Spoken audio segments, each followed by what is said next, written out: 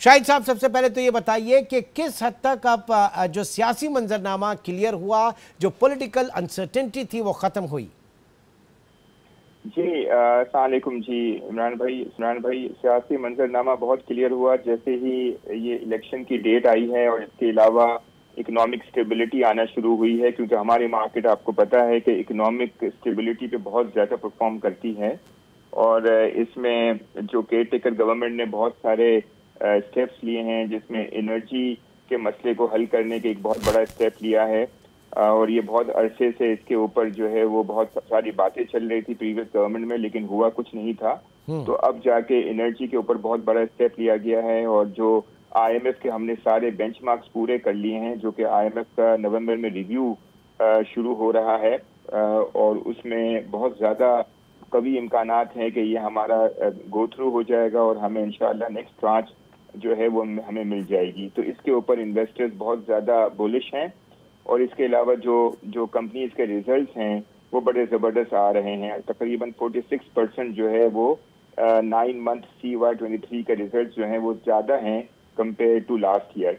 और इसके अलावा जो लिक्विडिटी है वो बहुत ज़्यादा आ गई है। और इसके अलावा जो हमारे जितने भी इकोनॉमिक मेजर्स हैं, जैसे करंट अकाउंट डेफिसिट है, वो हमारा अच्छा खासा डिक्लाइन हुआ।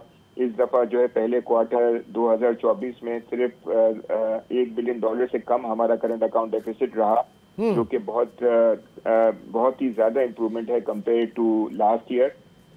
और इसके अलावा जो हमारा LSM के नंबर है, लार्ज स्केल मैन्युफैक्चरिंग के नंबर भी बड़े अच्छे आना शुरू हो गए। वो पहली मरतबा अगस्त के महीने में पॉजिटिव हुए हैं 2.5%, जो कि हमारा बहुत ज्यादा नीचे। यानी हम ये कह सकते हैं, जो आप तारीफें कर रहे हैं इस वक्त, जो आपने बातें बताई जिसमें एडमिनिस्ट्रेटिव मेजर्स लिए गए केयर टेकर गवर्नमेंट की तरफ से, माफियाज के खिलाफ कार्रवाई हुई, डॉलर माफिया स्पेशली डॉलर रुपये पैरिटी जो है वो बहुत बड़ी अहम जो है वो एक पिलर है पाकिस्तान में इकॉनमी के हवाले से।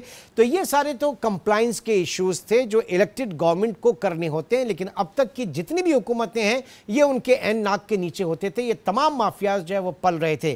तो आप क्या समझते हैं कि कितना अहम एक प्रेशर होगा, दबाव होगा, या कितनी चीज़ें सही हुई हैं अगले आने वाली हुकूमतों के लिए, स्पेशली कंप्लायंस के हवाले से?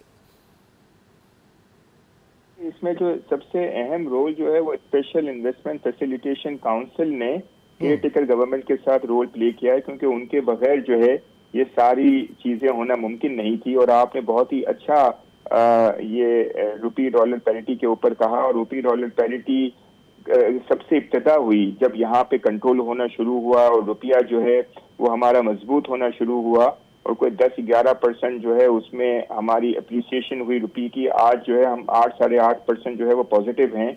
तो ये और इलीगल जो अफगान ट्रांजिट रूट के ऊपर जो स्मगलिंग थी और इसके ऊपर जो कंट्रोल किया है, वो बहुत ही बड़ा इंपॉर्टेंट रोल प्ले किया है, जिसकी वजह से लोकल प्रोडक्टिविटी जो है वो बढ़ गई। और जो स्मगलिंग की वजह से जो इनको मुश्किलात दरपेश होती थी, और जो है उनको एक प्राइसिंग नहीं मिल सकती थी, तो इसकी वजह से बहुत बड़ा एडवांटेज। लेकिन सर, मसला ये है ना कि जो निगरान हुकूमत है इसके ज़ाहिर की कोई सियासी अज़ाइम नहीं है, लेकिन इसीलिए इसने सारे सख्त फैसले कर भी लिए। लेकिन जो इलेक्टेड गवर्नमेंट्स होती हैं वो बहुत ज़्यादा पॉलिटिकली जो है वो कॉम्प्रोमाइज़ कर देती हैं हमारी ये जो इकॉनमी के फैसले हैं। मैं इस हवाले से जानना चाह रहा हूँ कि ये सारी चीज़ें जो हैं ये देर पा कितनी रह सकती हैं, बिलखुसूस जब मुंतखब हुकूमतें आती हैं तो वो तो उनका पॉलिटिकल कैपिटल दाव पे लग जाता है, वो कॉम्प्रोमाइज़ करना शुरू कर देते हैं। नहीं, मेरा ख्याल ये है कि जब इलेक्टेड गवर्नमेंट आएगी तो वो शुरू के सालों में तो वो जाहिर है वो इकोनॉमिक प्रायोरिटीज को रखेगी, क्योंकि अभी तो उनको 5 साल का टाइम मिलेगा। और वो शुरू के सालों में जितना ज्यादा रिफॉर्म्स के ऊपर और इकोनॉमिक स्टेबिलिटी के ऊपर काम कर सकती हो वो करेगी। मेरा तो यकीन यही है कि ये होगा, और मेरी होप है, बहुत ज्यादा होप है कि ये होगा। और आगे जाके यू आर राइट कि 2-3 सालों के बाद, चौथे साल के बाद, जब आप अगले इलेक्शन की तैयारी के लिए पॉलिटिकल थोड़े से फैसले करते हैं और कॉम्प्रोमाइज़ करते हैं, तो वहां जाके हमें लगता है कि थोड़ा वो होगा। लेकिन पहले के सालों में मुझे लगता है, और दूसरी बात ये कि हम IMF प्रोग्राम में होंगे। हम जाहिर है मार्च के बाद हमारा दूसरा IMF प्रोग्राम होगा, बिकॉज हमारी एक्सटर्नल लाइबिलिटीज बहुत ज्यादा है, एक्सटर्नल डेट रीपेमेंट बहुत ज्यादा है, और हम IMF के प्रोग्राम के बगैर आगे चल नहीं सकेंगे। तो जब हम IMF प्रोग्राम के अंदर होंगे तो हमें ऑटोमेटिकली ये सारे मेजर्स लेने होंगे, हमें प्राइवेटाइजेशन के ऊपर काम करना होगा, हमें जो स्टेट ओन एंटरप्राइजेस में जो शाहिद साहब एक और चीज जो बड़ी हमेशा हम कहते हैं कि स्टॉक मार्केट जो है वो तारीखी बुलंदी पे और कॉर्पोरेट रिजल्ट्स बहुत अच्छे आ रहे हैं जैसे कि आपने अभी बताया, लेकिन बात सारी ये है कि अगर बैंकिंग सेक्टर अच्छा परफॉर्म कर रहा है तो वो इंटरेस्ट रेट के बिहाफ के ऊपर कर रहा है, उनकी इंटरेस्ट इनकम जो है वो बड़ी जबरदस्त किस्म की आ रही है। ऑयल सेक्टर अगर कर रहा है तो आप इंटरनेशनली ऑयल प्राइसेस अगर बढ़ती हैं तो उनकी इन्वेंट्री गेन्स बढ़ते हैं, वो उसके ऊपर कर सकते हैं। लेकिन दूसरी तरफ यही दोनों चीजें जो हैं आपकी डोमेस्टिक इकोनॉमी को तबाह करते हैं। इन्फ्लेशन आपका बढ़ता है, आपका शरसूद आपकी बढ़ती है, तो आपकी जो डोमेस्टिक इकोनॉमी है वो तो पनप ही नहीं सकती। तो हम किस हद तक कह सकते हैं कि स्टॉक मार्केट जो है वो ट्रू रिफ्लेक्टिव इंडेक्स है पाकिस्तान की मईशत का? देखिए, आपने बहुत ही अच्छी पॉइंट आपने दिए हैं कि बैंकिंग सेक्टर की परफॉर्मेंस की वजह से मार्केट की परफॉर्मेंस हुई है और प्रॉफिटेबिलिटी जो है वो ग्रो हुई है। लेकिन मैं ये कहूँगा कि बिल्कुल सही बात है कि बैंकिंग सेक्टर का कंट्रीब्यूशन बहुत ज़्यादा रहा, लेकिन ओवरऑल दूसरे सेक्टर्स भी आगे जाके परफॉर्म करेंगे। जैसे कोल की प्राइसेस कम हुई हैं और जो मार्जिन जो है वो सीमेंट सेक्टर के बढ़ रहे हैं और आगे जाके एलएसएम ग्रोथ हो रही है। तो ये जो लार्ज स्केल मैन्युफैक्चरिंग जब ग्रोथ होती है तो अक्रॉस द बोर्ड तेजी आना शुरू होती है दूसरे सेक्टर्स में भी। तो मुझे लगता है कि, और दूसरी बात है कि बैंकिंग सेक्टर की जहां तक परफॉर्मेंस है तो वो अगर नीचे इंटरेस्ट रेट आएगा भी तो वो तो इंटरेस्ट रेट स्प्रेड पे चल रहे होते हैं, तो उनका स्प्रेड जो है वो ऑल्दो थोड़ा कम होगा लेकिन कंटिन्यू रहेगा। और हमें नहीं लगता कि ये जो प्रॉफिटेबिलिटी जो इस दफा आ रही है वो अगली मर्तबा उससे कोई कम हो जाएगी।